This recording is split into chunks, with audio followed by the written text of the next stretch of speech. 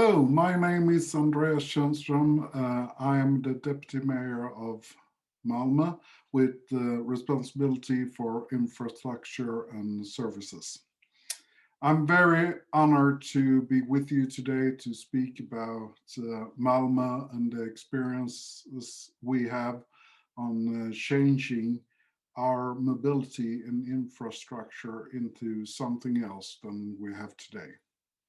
I will show you some slides, of course, and I hope this will give you some both information and inspiration on what you can do in your city to change the structure of the city and using our common space in a better, more effective way than we do today.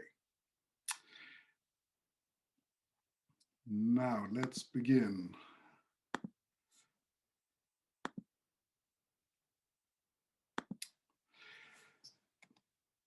Malmö used to look like this back in the 80s. We had one of the biggest shipyards or wharf in Europe back then. We met in the beginning of the 90s a huge economic crisis. And of course, building big boats back then had become too expensive. More of these boats could be built cheaper in other countries in the world. We made a huge effort to try to change the structure of our city into something else than it was back then. Today, this is the same site. This is the home of the new neighborhood called the Western Harbor. We started to develop that back in the 2000 and 2001. And the development here on this site is still going on, but of course, most parts of this new neighborhood are built today. And the most interesting thing is that back then, when we had Kockums, our shipyard, we used to have about 7 to 8,000 employees working at the shipyard.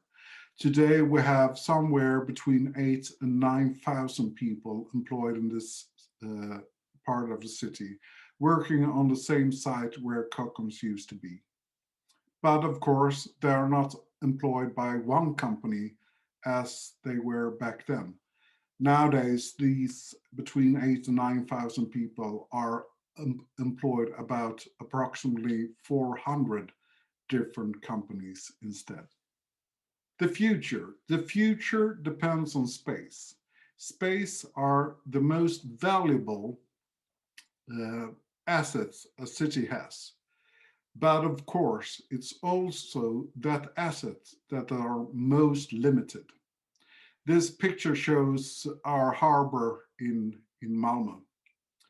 It shows where all the Toyota cars that are exported from Japan to Sweden arrives every day. Look at all the space it takes. Every single car takes approximately about 13.4 square meters. That's a lot of space that we could use to something else instead. And this is the problem with cars. It takes a lot of space. A car is only used about 2 to 3% of its life expectancy. The rest of the time, 97 to 98% of its life as a car, it only will be parked somewhere. And as long as it's parked, it's only going to use a lot of space that we as a city, that we as citizens of our city could use to something else. And how are we now going to address this challenge that we face as a growing city? Well, we have to use the space, as I said, in a new sense, and we have to share the space, the city space, between our citizens in a new way. And we have to do it in a space efficient way. So we all can use the space and we all can go wherever we want to create a mobility within the city that so that everyone can go between their house and their work, of course, or go to school or go to the parks or whatever you want at your leisure time. So we have this structure, this hierarchy of our traffic. And I think you know this from already from other examples in other cities. But this is the hierarchy that we plan our infrastructure from. First and foremost are the pedestrians. Secondly, the cyclists. Thirdly, our public transport. In fourth place, we have the goods. In fifth and last place, we have the cars. So when we plan a street or infrastructure, we plan it so everyone who are pedestrian get their area first, their square meters of the street, then the cyclists, then the public transporting, then the goods, and last the cars. This is the priority, the model for every infrastructure that we plan within the city. As I said earlier on, cars takes a lot of space. This is when a car are in movement. When a car moves, it takes about 22.1 square meters per person and car. If you're a pedestrian, that's the most space efficient way to move, 0.8. Public transporting 1.2.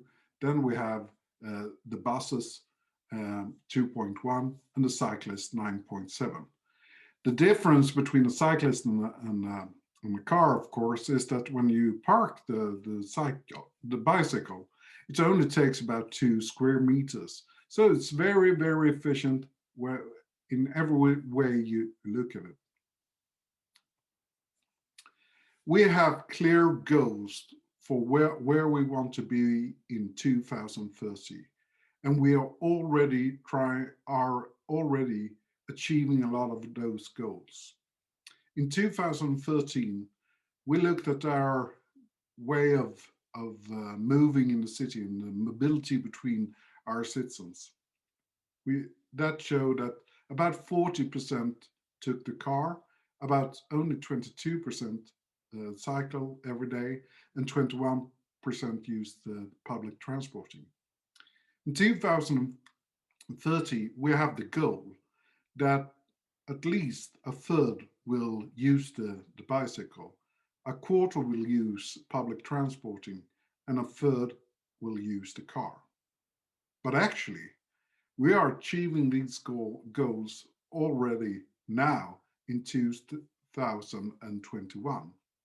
Today, we have about 30% who use the bicycle. The car has gone down from 40% in 2013 down to 34% now.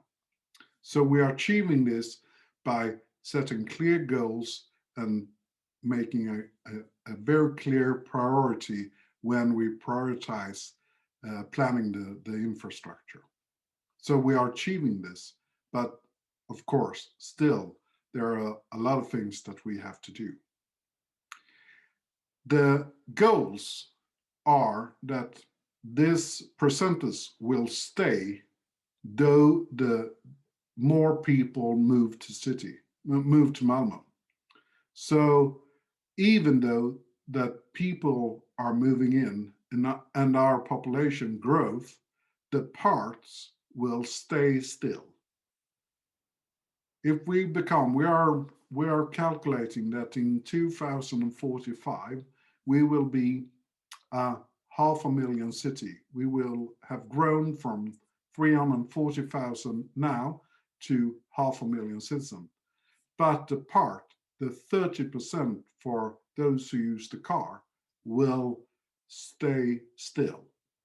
We have to plan our infrastructure so those who move to Malmö don't think it's necessary to use the car, but using other ways of movement.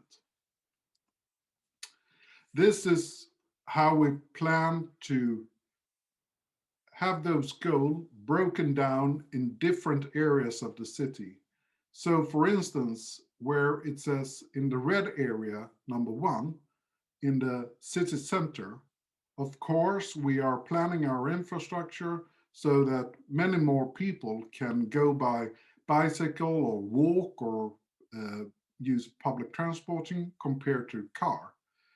And as we move further away from the city center and we come to the more rural areas of the city, we expect that lesser people or fewer people will use the bicycle and more will use the car. But this is very important to recognize the differences where we live in the city, and don't expect that everyone can use the bicycle wherever you live, because it will look very different, the settings for your way of living when you live on the countryside or you live in the city center. And of course, we have to do not only things about the traffic we have within our city. Many of those who use the car today in Malmö don't live in Malmö. They only work here. So it's very important for us as well to plan in a way that we get more commuters by public transport and bicycle than we get by car. And this is a huge task in front of us, because of course me as a deputy mayor in a city has very little to say about other cities, how they plan. And the only thing I know is that many of the residents will travel each morning to Malmö to work and each night from Malmö to get home. And they do it mostly by car. But this we have to address. This is a picture of the street layout that I tried to show with the hierarchy I showed earlier on.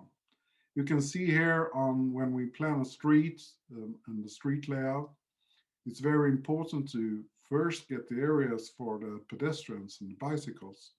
Then you get the areas for goods and public transporting, and at last you get the traffic, the street for the cars. But this is also making the public space and our streets more equal, because they aren't equal today. If you look at it, most of the space are used for those who use his cars. They have more to say about the space, the public space in a street, than, for instance, a pedestrian or bicycle. And this work is about doing each street more democratic in a sense, more equal between the citizens and the different ways of mobility. This is an example of how we prioritize in the traffic. If you look at the sign in the left corner here, you can see, as you may recognize, a man crossing the street, and the pedestrian have their say. The cars have to wait on the pedestrian. We also combine this with a sign for the cyclist. So if there is a cyclist who wants to cross the street, they have the cars have to wait on that cyclist as well. It's about making rules and prioritize in the traffic, showing what the hierarchy actually is.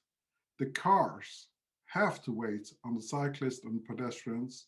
The cars are not efficient and don't have the same saying about who goes first in the traffic.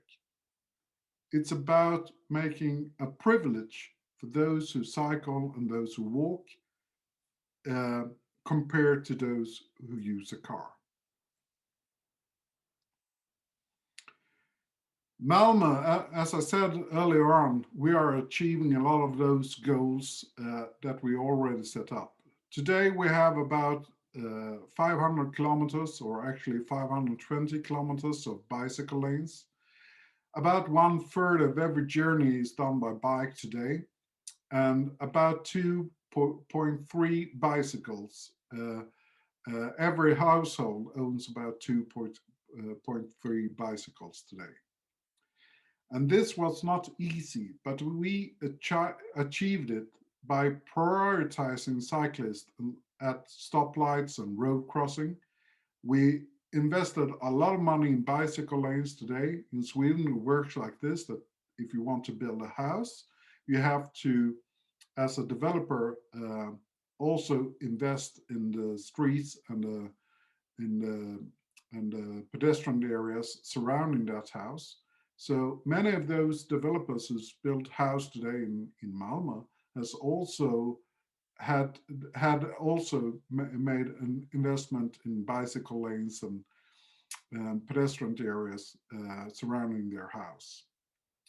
We have opening new service stations. We have rental bikes, of course, as many cities. And don't forget this, we have increased the price of parking in the city a lot of times. This for the purpose that those who want to park in the city center, they can do so, but they will pay the money that area costs for the city to uphold for cars.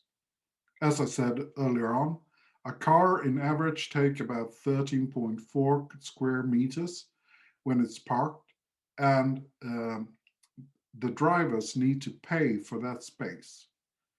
This is not popular always, but it also strengthened the case for using the bike instead, or public transport. If you want to use a car, you have to pay the fees for what that car takes in space and from the environment. And of course, we have narrowed many lanes for the cars and use that space to create bike lanes instead. We also took a political decision about a new policy and norm for mobility and parking in Malmö. In Sweden, I don't know how it works in South Korea, but in Sweden, it works like this, that when you are building a new house or developing a new house, you are by law forced to build parking spaces for all those who will work or live within that house. And those parking spaces need to be within the house that you are building. This is very, very expensive. Every parking space is extremely expensive and will be put on the rent or the selling price for that apartment or that office space that you are selling.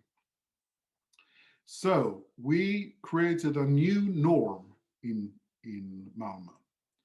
This is shown in this map. If you are building, for example, if you are building a new house within the green areas, either a house along the new bus lines or along the Malmö Pendeln or in the city center, you almost don't have to build any parking spaces. Instead, you have to offer those who are going to the residents of that house, you have to offer them new mobility instead. Carpools or bicycles or free public transporting or something else instead of building parking spaces. And why I say this is very important is that will also decrease the price, lower the price of living in Malmö. If A developer today wants to build a house, and building a parking space beneath the house underground. It costs about 340,000 or 34,000 euros each parking space. And those 34,000 parking euros will be put on the price for that apartment that you're going to buy. It's very, very expensive. And most of the residents in the city center don't even have a car. So they are paying 34,000 euros for a parking space they don't need. If we say that developer who are building that house, instead of building that parking space, can offer a part in a carpool or a bicycle or a free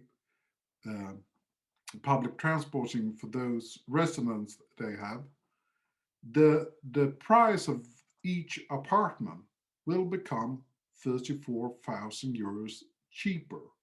So this is very important, how we use the norm to steer the mobility in a way it's in a benefit for everyone. It becomes much cheaper for people move within the city. It becomes more cheaper to buy an apartment. But of course, for the city as a whole and all the citizens, we use the space in a more efficient way. We also have, the city owns today a company called P Malmö, Parking Malmö. They mainly have parking houses. And we are now going to change those empty parking houses into mobility hubs instead. Instead of the city letting out new empty parking spaces, we will be letting out these mobility hubs where every new vehicle that you can share with one another will have a space instead. So in those parking spaces, we will fill them with carpools, bicycles, electric scooters, and mopeds. So instead of renting an empty parking space for your own car, the city of Malmö instead will have the access to Mobility Malmö, where they can rent or lend any vehicle that they use and need for their specific journey. This is a picture showing how we use the new space in a new way. And this is how it used to look. This picture also shows how it used to look in the city planning back in the 60s and early 70s. If you look in the middle of the picture, you can see these white houses. All those white houses are built along a street. In the middle along the street, there will go a new express bus in the future. And the parking spaces surrounding that street on each side will be used to build new houses instead. Here's another example. This is Leonsborgsgatan, how it looks today. As you can see, back in the 60s and 70s, when the car was the future, every city and city area were built and planned for the car. This is an awful example of how you use space to absolutely nothing. You have the street, there the car drives. Then you have green hedges on both sides. On the other side of the hedge, on the right side, you see parking spaces.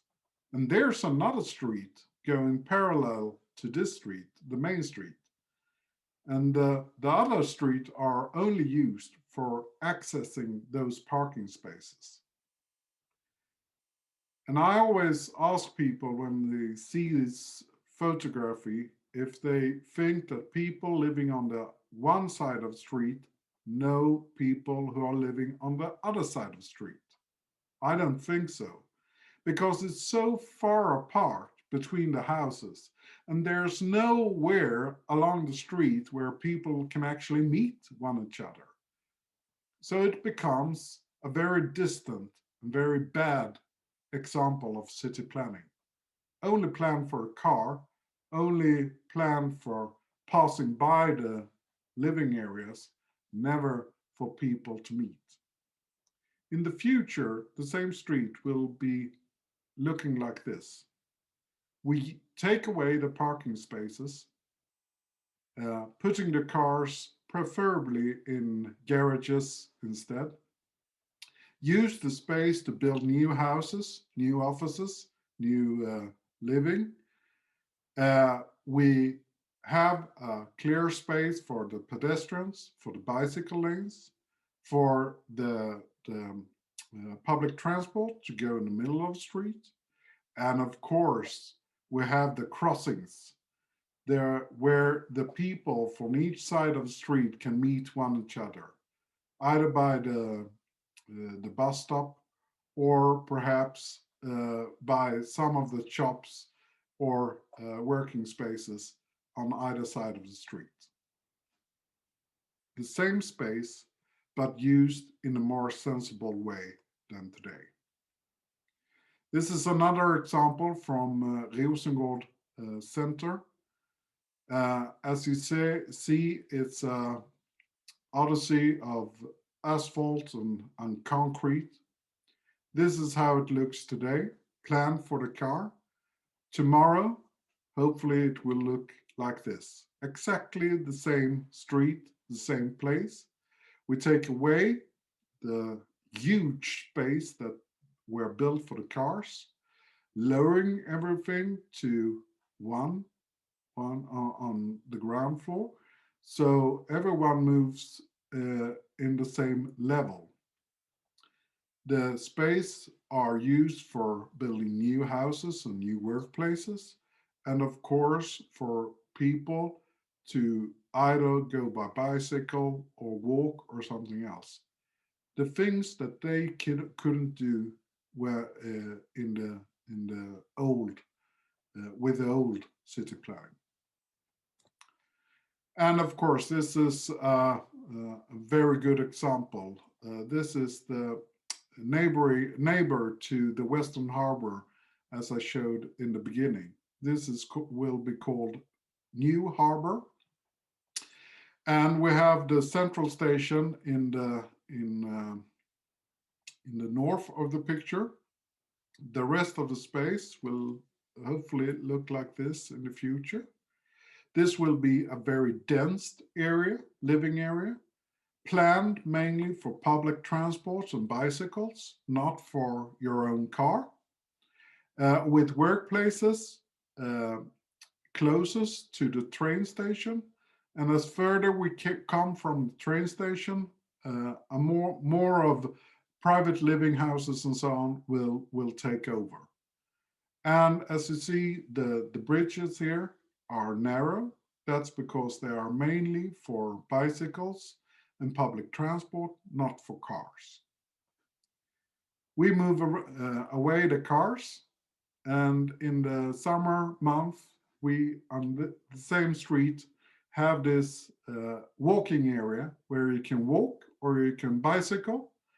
We let the restaurants along the street move out, taking the space for their businesses and creating this lovely area where many of the people living in Malmö wants to stay and meet one another, want to socialize. And this is, I think, a very good example of how you can use exactly the same space in a new way, just changing some things and taking away the car. I hope you have enjoyed my slides. I hope this have given you some uh, inspiration on what you want to do with your city. I am so glad I got this opportunity to tell you about our work in Malmö. I hope you have really enjoyed it. And what I really hope is that I someday could travel to your city and get inspiration from your work. I think we are many cities around the world that are facing exactly the same challenges. And I think that we have something to do in common. Thank you very much.